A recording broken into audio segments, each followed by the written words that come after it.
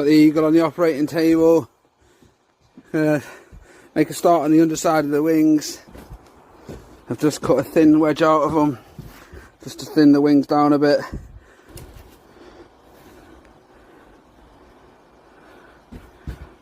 Get them wings looking a bit more streamlined.